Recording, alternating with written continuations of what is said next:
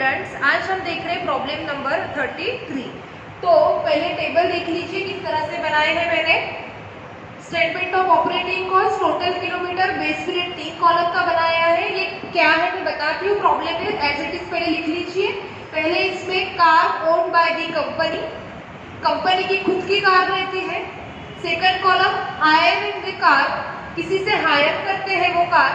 और car owned bye executives. अभी ये एग्जीक्यूटिव्स क्या है ये सभी हमें प्रॉब्लम में समझ जाएगा। क्लियर? तो इस तरह से टेबल बना लीजिएगा।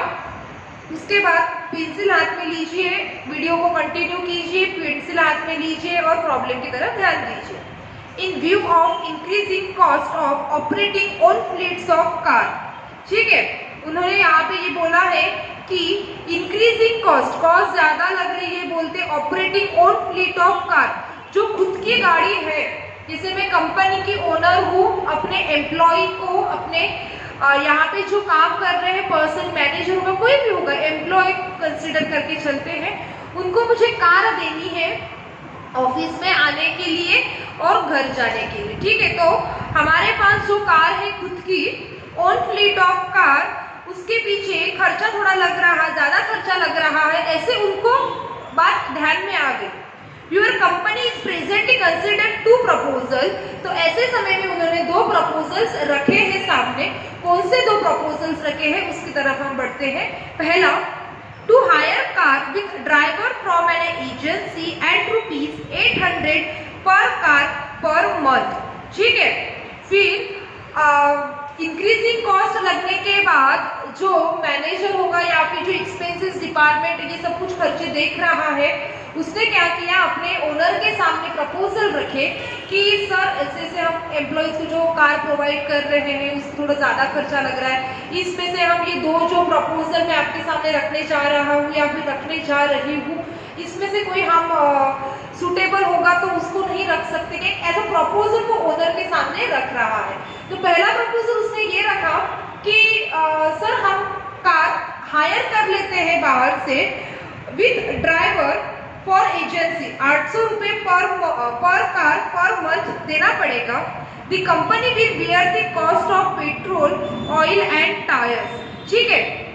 तो उसका जो खर्चा है वो 800 रुपये पर कार पर मंथ जाएगा और जो पेट्रोल और ऑयल और टायर का खर्चा रहेगा वो हम हमारे कंपनी की तरफ से पे करेंगे।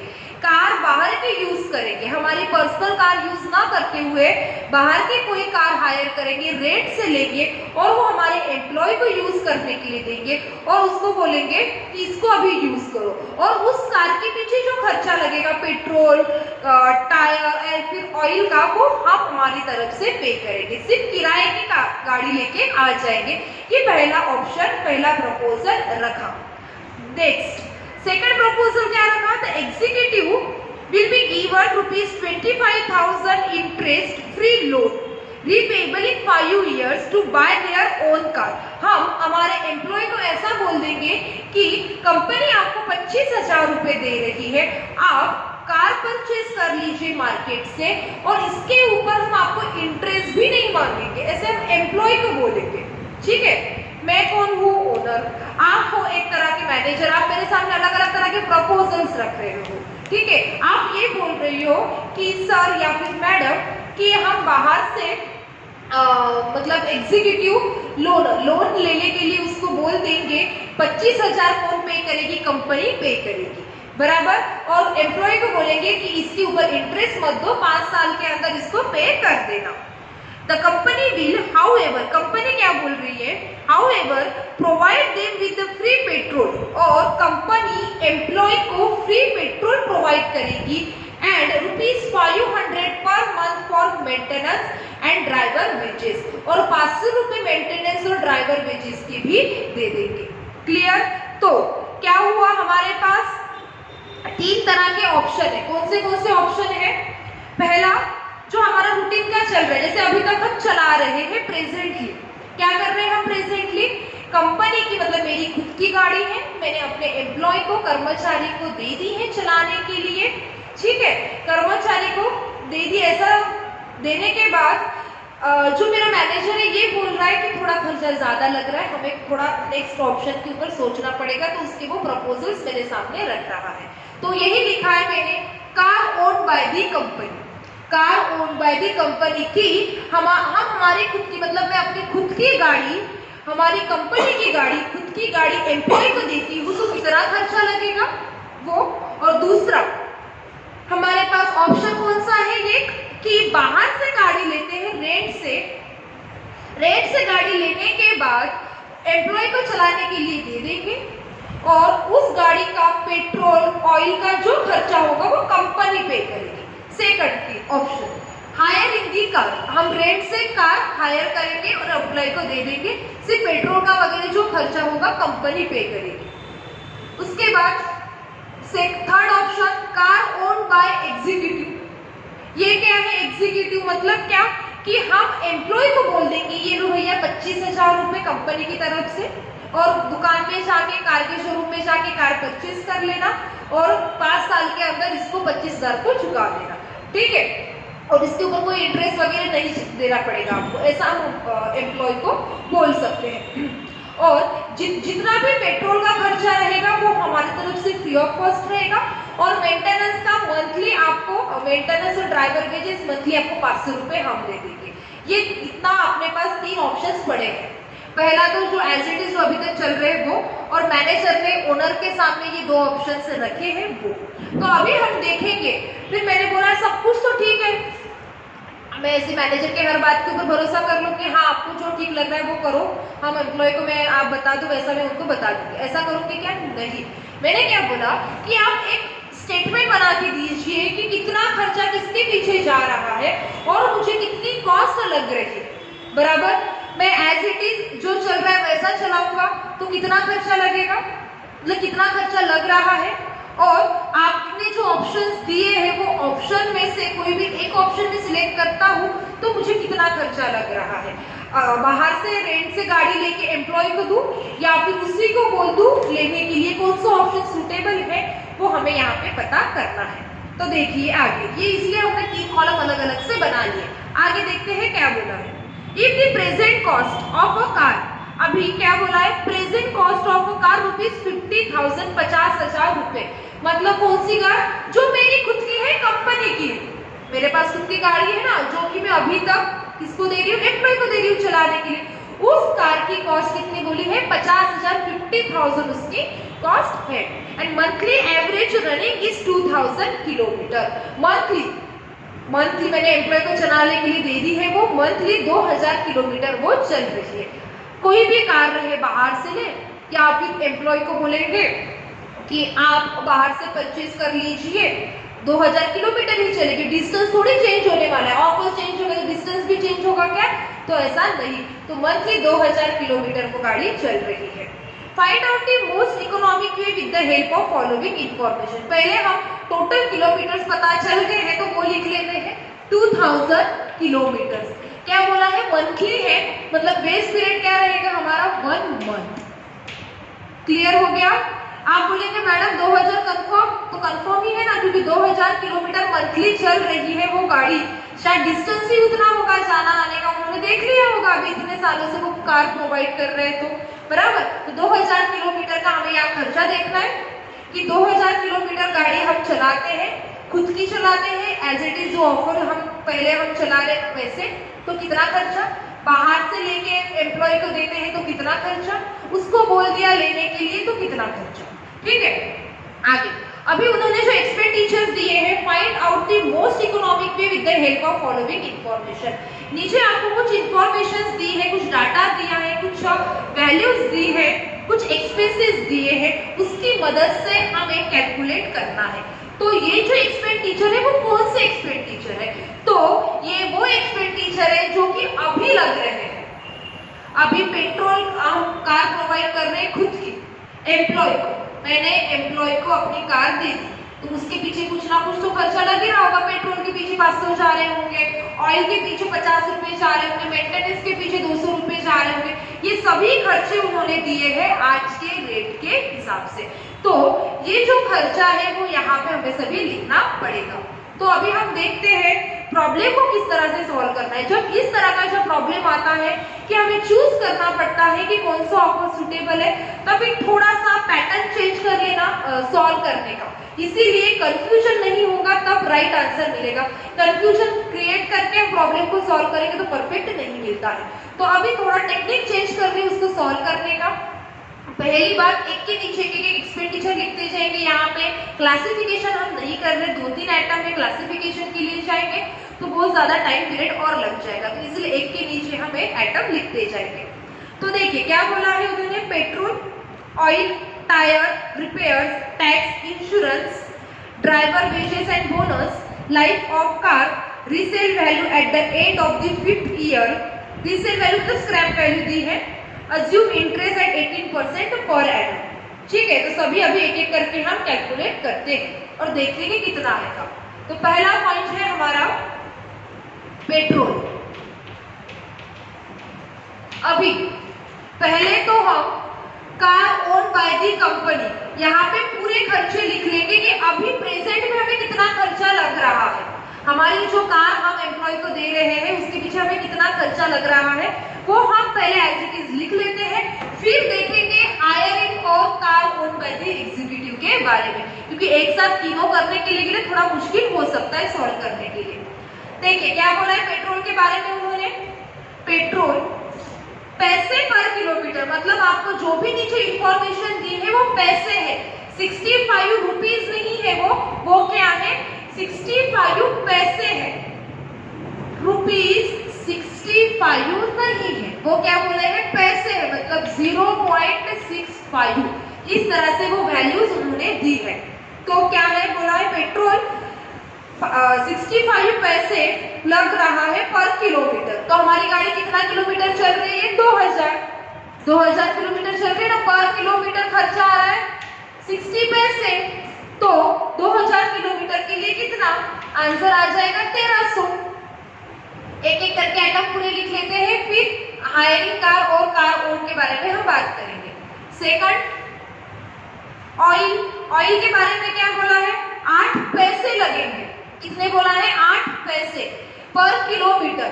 हमारी गाड़ी चल रही है 2000 किलोमीटर, 2000 किलोमीटर मल्टीप्लाइड बाय 8 पैसे, कितना आएगा, आंसर आ जाएगा 160। 8 पैसे देखिए किस तरह से लिखे मैं, ठीक है, पर किलोमीटर 8 पैसे लग रहे हैं, 2000 किलोमीटर के लिए 160। नेक्स्ट, टायर के लिए क्या बोला है उन्होंने, 7 पैसे लगेंगे, 2000 मल्टीप्लाइड बाय 7 पैसे, कितना आएगा आपका आंसर, 140, कितना, 140। उसके बाद नेक्स्ट क्या है, रिपेयर्स, 4th नंबर का पॉइंट, रिपेयर्स के पीछे क्या बोला है, 10 पैसे बोला है उन्होंने, ठीक है, तो 2000 मल्टीप्लाइड बाय 10 पैसे, आंसर आ जाएगा आपका, रिपेयर्स के पीछे आंसर आ जाएगा, तो आंसर आ जाएगा 200। Next, tax and insurance, 5th point, tax and insurance, कितना है टैक्स एंड इंश्योरेंस के बारे में बोला है उन्होंने, 560 रुपए पर ईयर, एक साल का हमें खर्चा लग रहा है 560, हमें एक महीने का ही चाहिए, क्या करेंगे, 560 डिवाइडेड बाय 12 मंथ, आंसर मिल जाएगा आपको 47, मतलब टैक्स कितना दे रहे हैं मंथली, 47 रुपीज। उसके बाद ड्राइवर एंड वेजेस लिखिए, 6th point, driver wages and bonus, उसके बारे में क्या बोला है उन्होंने कि रुपीज 720 रुपए पर मंथ बोला है, डिवाइडेड बाय 12 नहीं करना, 720 डायरेक्टली लिख लेंगे क्योंकि मंथली एक्सपेंडिचर ही हम लिख रहे हैं। नेक्स्ट है हमारी लाइफ ऑफ कार, कार की लाइफ बताई है और रीसेल वैल्यू बताई है, तो इसका यूज किसके लिए होता है, डिप्रिसिएशन के लिए, तो लिखेंगे डिप्रिसिएशन।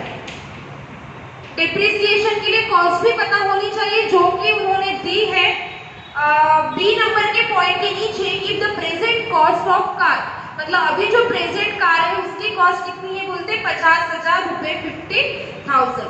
तो 50,000 कॉस्ट ऑफ व्हीकल या फिर cost of car minus scrap value 10,000, 10,000 divided by life. Life कितनी है 5 इयर्स।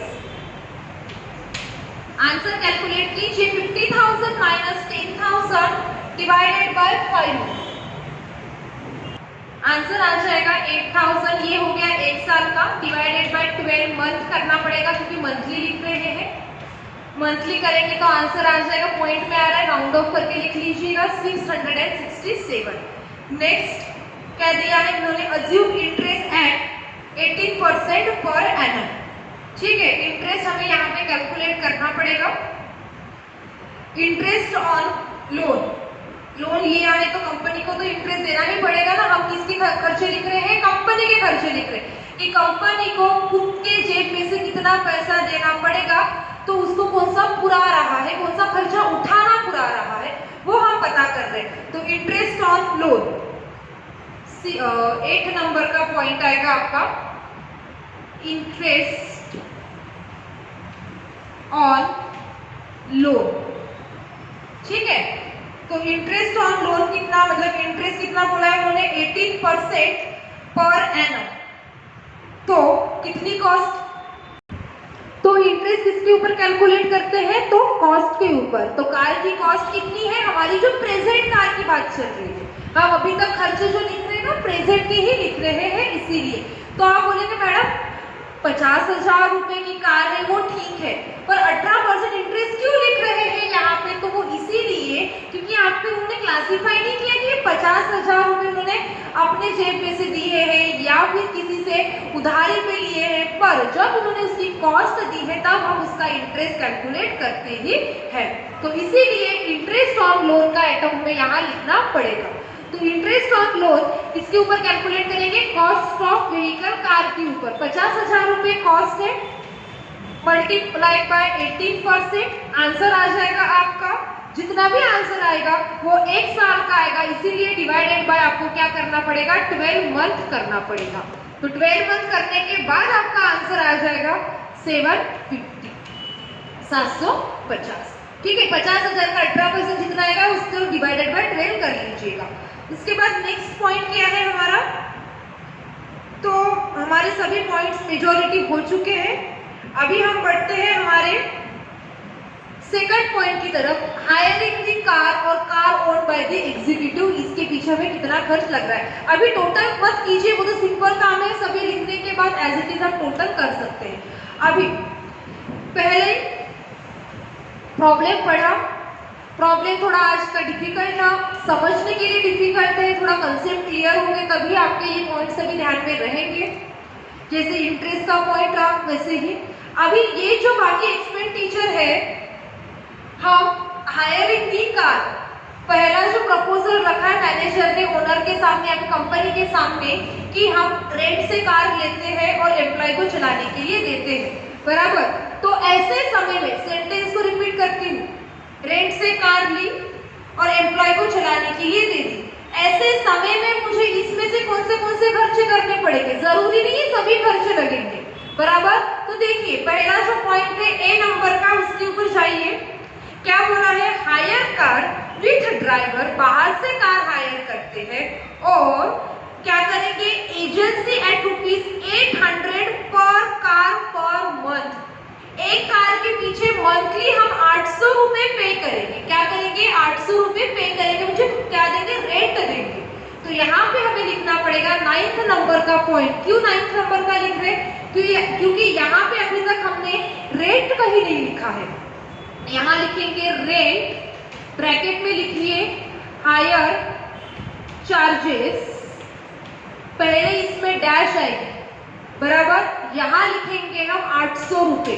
ये खर्चा कब आएगा हमें, जब हम बाहर से कार हायर करेंगे तब हमें उसका रेंट देना पड़ेगा, इसीलिए उसको लिखा हायर रेंट, हायर चार्जेस 800 रुपए। यहाँ पे आएगा क्या, वो नहीं आएगा। क्यों नहीं आएगा, क्योंकि ये तो हमारी खुद की कार है, उसके पीछे हमने लोन लिया होगा तो इंटरेस्ट पे कर रहे हैं, ये तो हमारी खुद की नहीं है, हमने रेंट से मंगाई है।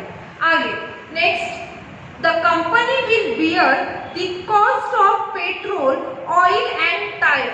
ठीक है, 800 रुपए का खर्चा हम करेंगे। कब? जब बाहर से कार बुला रहे हैं, रेंट से ले रहे हैं, 800 रुपए उसको रेंट देंगे। उसके अलावा कंपनी और कौन सा खर्चा उठाएगी?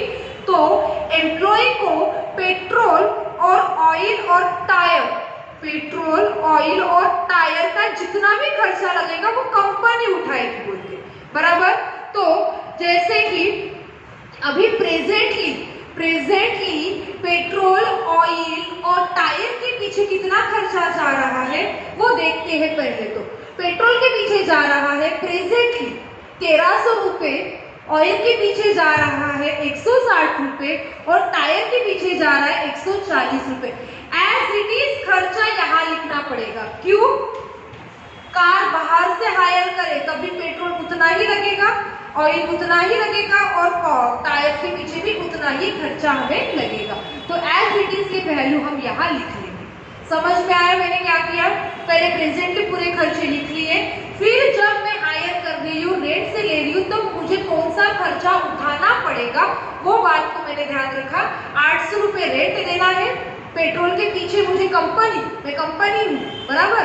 तो कंपनी को पेट्रोल के पीछे 1300 देना है, ऑयल के पीछे 160 और टायर के पीछे 140 रुपए खर्च करने हैं। और उसके अलावा कोई भी खर्चा नहीं करेगा। जैसे रिपेयर देखते बैठेगा वो। पहले प्रपोजल जो रखा है मैनेजर ने मेरे सामने, उसमें क्या बोला उसने कि रेंट देंगे हम 800 रुपए और पेट्रोल, ऑयल और टायर का ही खर्चा उठाएंगे, बाकी कुछ भी नहीं।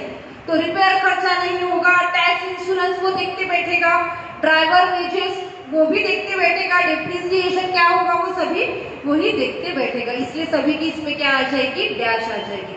पहला जो प्रपोजल है उसमें ये 4 खर्चे हमें हमारे जेब में से देने हैं। तो चलिए नेक्स्ट पॉइंट की तरफ बढ़ते हैं। डी नंबर का प्रपोजल, मतलब जो थर्ड ऑप्शन है मेरे पास, कौन सा? तो एम्प्लॉय को बोलूंगी 25,000 लो भैया और इसमें से कार परचेज कर लो शोरूम से और 25,000 जो है मुझे 5 साल के बाद, मतलब 5 साल के अंदर चुका देना। ठीक है, ये ऑप्शन है। तो देखिए ऐसे समय में क्या हो रहा है। पहले the executive will be given ₹25,000 interest free loan. पहली बात, मैं कंपनी हूं, मैंने एम्प्लॉय को 25,000 रुपए दे दिए, ऐसे लिए अपने जेब में से निकाले, पॉकेट में से निकाले और उसको 25,000 रुपए दे दिए, वो भी इंटरेस्ट फ्री। मुझे उसके ऊपर कोई भी इंटरेस्ट नहीं मिल रहा है। मिल रहा है क्या? इंटरेस्ट रिसीव करती हूँ तो इनकम होता है, बराबर। उसी तरह अभी मैं पैसा इंटरेस्ट रिसीव ही नहीं कर रही, मतलब मैं क्या कर रही हूँ? एक तरह का खुद खर्चा उठा रही हूँ। मेरे लिए क्या वो एक तरह का एक्सपेंसेस है। मैंने जो एम्प्लॉय को 25,000 रुपए दिए हैं वो इंटरेस्ट फ्री दिए हैं। मैंने किसी से उधार लिए होंगे या फिर एक तरह से मेरे जेब में से वो खर्चा हो रहा है। जब मैं ये थर्ड नंबर का ऑफर एक्सेप्ट करती हूँ, ऑप्शन एक्सेप्ट करती हूँ, तो ये मुझे इसलिए बताना था क्योंकि 8 नंबर का पॉइंट है हमारा इंटरेस्ट ऑन लोन। तो यहाँ पे एग्जीक्यूटिव मैं बाहर से पैसे उठाती हूँ या फिर अपने जेब में से देती हूँ। बाहर से पैसे उठाऊंगी तो इंटरेस्ट तो चार्ज कर ही रही हूँ, पर मैं अपने जेब में से पैसे देती हूँ तभी भी मेरे एक्सपेंडिचर हो रहे हैं। ये ऑप्शन को मैं सिलेक्ट करूंगी। कहीं ना कहीं वो लग रहे हैं ना पैसे, तो मैं अपने बिजनेस में लगा दूँ, बराबर। तो इसीलिए मैं थर्ड ऑप्शन सिलेक्ट कर रही हूँ, तो मुझे इंटरेस्ट लगेगा। तो इसीलिए यहाँ पे कैलकुलेट कीजिए, जगह नहीं होगी तो मैंने यहाँ पे बताना भूल गई कि यहाँ पे थोड़ी जगह छोड़नी चाहिए थी। ठीक है, जाने दो। 25,000 के ऊपर 18% निकालिए, डिवाइडेड बाय 12 मंथ कीजिएगा। जो आंसर आएगा वो यहाँ लिखना है, वो आएगा आपका 375। समझ में आया क्या किया? एग्जीक्यूटिव 25,000 रुपए मैंने अपने जेब में से दिए होंगे तभी भी इंटरेस्ट लगेगा, बाहर से किसी से पास से लेके दिए होंगे तभी भी मैं इंटरेस्ट का खर्चा मेरे जेब में से मुझे करना पड़ रहा है। ठीक है, तो चलिए आगे। आप थोड़ा टैक्स वगैरह पढ़े होंगे ना, तो आपको रूल्स याद होंगे। इनकम नॉन सैलरी वगैरह के चैप्टर जो पढ़ा होगा तो उसमें भी रूल है कि जो कॉस्ट रहती है उसके ऊपर कैलकुलेशन नहीं किया जाता, इंटरेस्ट लिखा जाता है, बराबर। तो कॉस्ट ऑफ व्हीकल एम्प्लॉइज के ऊपर जो खर्चा करते हैं हम इंटरेस्ट लिखते हैं, उसकी कॉस्ट नहीं लिखते हैं। ठीक है, याद होगा, कुछ नहीं तो उतना पॉइंट स्किप कर देना। चलो आगे, नेक्स्ट क्या बोला है, इंटरेस्ट 25,000 रुपए देंगे और क्या करेगी कंपनी, कौन सा खर्चा उठाएंगे, थर्ड नंबर का ऑप्शन सिलेक्ट करेंगे तो देखते हैं, the company will however provide them with free petrol, free में पेट्रोल बांटेगी बोलते हैं। ठीक है, पेट्रोल के पीछे कितना खर्चा होता है, 1300 रुपए, लिख लीजिए 1300 रुपए। थर्ड ऑप्शन मैंने सिलेक्ट किया तो 1300 रुपए देना पड़ेगा। आगे, ₹500 per month for maintenance and the driver wages, क्या बोला है उन्होंने, ड्राइवर वेजेस और मेंटेनेंस के पीछे 500 रुपए मुझे खर्चा लगेगा। तो यहाँ पे ये पॉइंट रिपेयर एंड मेंटेनेंस का, ड्राइवर वेजेस का नीचे है पर एक जगह कहीं पे लिख ले तभी भी चल जाएगा।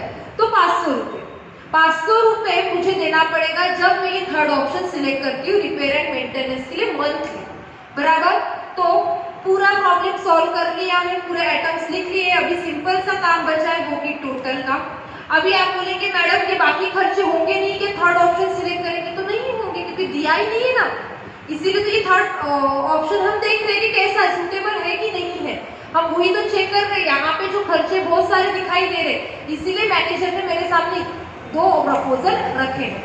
अभी आगे, तो ऑयल का खर्चा नहीं देना पड़ेगा क्योंकि हम उसको बोल रहे हैं ना खुद की कार परचेज कर लो, सिर्फ हम पैसे देंगे तो ऑयल वो देखते बैठेगा। टायर्स, टैक्स भी वो खुद देखेगा। ड्राइवर वेजेस दे रहे हैं तो ऊपर ऐड कर लिए हमने, डिप्रिसिएशन भी वही देखेगा और रेंट वगैरह तक कुछ प्रश्न ही नहीं आता है। तो इस तरह से मैंने पूरे आइटम आपको सिंपल मेथड से बता दिए कैसे किस तरह से लिखना, क्योंकि as it is problem number 34 बिल्कुल इसी तरह से आपको उसको भी सॉल्व करना है, सिर्फ वैल्यूज अलग दी है। तो अभी एक बार रिपीट करवा देती हूँ और उसके बाद टोटल करके फाइनल आंसर हम उसका निकाल लेते हैं। कब, जब कभी ऐसा प्रॉब्लम आएगा कि आपको जब पूछा जाएगा कि कंपनी आज ऐसा कर रही है और ये 2 प्रपोजल रखेंगे तो कितना खर्चा आएगा, जैसे मैंने मैनेजर को बोला ओरली कुछ नहीं होता, मुझे कागज पे देखना है कितना खर्चा लग रहा है, तो मुझे पूरा स्टेटमेंट उन्होंने बता दिया कि हम अभी तक ऐसा खर्चा कर रहे हैं, बाहर से कार मंगवाएंगे, रेंट से लेंगे तो इतना खर्चा लगेगा, हम ऐसे हम उनको एम्प्लॉइज को कन्विंस कर सकते हैं क्योंकि पेट्रोल का भी हम दे रहे हैं, पुरानी कार चलाने के लिए देंगे, रेंट वाली तो अच्छी थोड़ी रहती है एकदम से। तो एग्जीक्यूटिव को खुद की परचेज करेंगे तो ये एक तरह से क्या हो रहा है, एम्प्लॉय की खुद की कार भी हो जाएगी और उसको भी बेनिफिशियल है, ये थर्ड ऑप्शन। तो इस तरह से हमने सभी खर्चे लिख लिए हैं।